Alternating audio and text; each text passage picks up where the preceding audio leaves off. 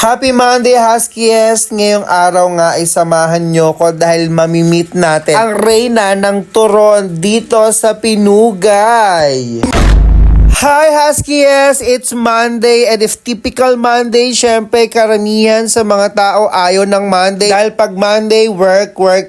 Yes po, work day pag Monday. So you can see, nandito na naman ako sa veterans habang hinihintay ko si Miss D ay nililinisan ko naman si Blue. Yes, Blue po ang pangalan ng aking motor dahil nakita ko na medyo madumi kaya for the linis muna ang first on. Habang marami nagja-jogging sa paligid ko, actually sa likod ko marami pong nagja-jogging. And ang iba sa kanila ay naglalaro po ng badminton pang papawis. Buti pa sila ganito ginagawa pag Monday morning. Ako pag Monday morning nandito sa veteran sinihintay si Miss D. And syempre habang wala pa nga si Miss D, ayan, kailangan natin punasan ng very light si Blue. Dahil alam ko nagtatampo nito sa akin kasi ilang linggo ko na rin siyang hindi napapaliguan. Aminado naman ako doon mga ka-Huskies. Pero kapag nilinisan at niliguan ko naman si Blue, grabe din naman talagang linis na linis. Parang akala mo bagong bili lang si Blue kapag nililinis ko siya ng bongga. Kapag tinamaan talaga ako ng sipag, grabe, mula ilalim hanggang ibabaw, malinis na malinis. Good as new kumbaga. Kung mapapansin nyo rin dito po sa may background ko, maaliwalas po ang panahon ngayon. Walang ulan, wala ding fog. Very malinis lang ang paligid po. Kaya naman Huskies, kanina nung nasa school kami, grabe, meron kaming dalawang bisita. Meron kaming dalawang pusang pumasok sa faculty kanina, isang white and isang black. Well, syempre, kailangan din namin mag-ingat. Dahil itong black na to, balita kung may nakagat itong estudyante dito sa amin. Pero dahil buhay pa siya, baka wala siyang rabies. At dahil sa Miyerkules na nga ang exam nito, malamang sa malamang ngayong Monday and Tuesday, tad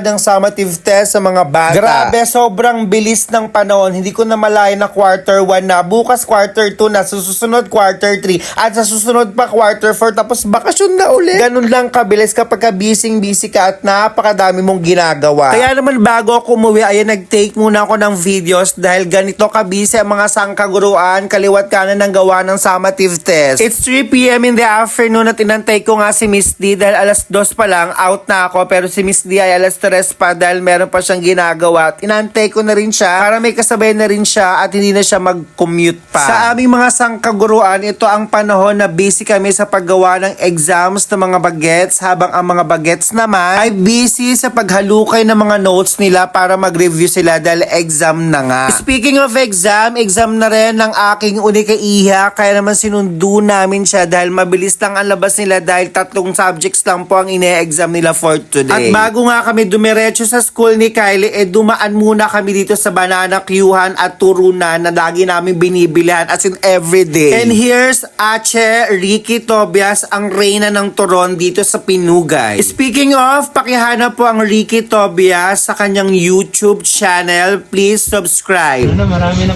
Video mo lang ako. Pasikatin mo ako Sige po. Sabi mo ito yung reyna ng turon dito sa Pinugay. Yeah, ang reyna ng turon sa Hello, bili na Pinugay. ka ng turon. Bestseller namin dito yan.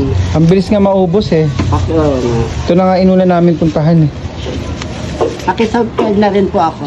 Ay, meron din pala. May YouTube channel. Ayun. Ano po YouTube channel nyo po? Ricardo Tobias. Ano pa? Ricardo. Ricardo. Ricky Tobias pala. Wiki Tobias. Thank you po. Yan. Para umangat. Huskies naman ako. Huskies.